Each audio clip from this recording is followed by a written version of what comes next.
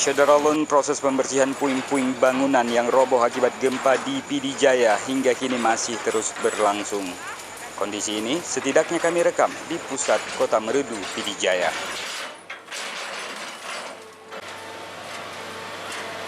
Di lokasi ini, Sederalun petugas gabungan turut mengerahkan alat berat untuk memudahkan pemindahan material.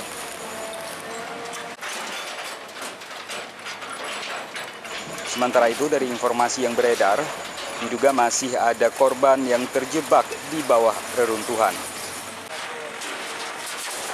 Untuk memudahkan pencarian, tim ikut menurunkan 2 anjing pelacak.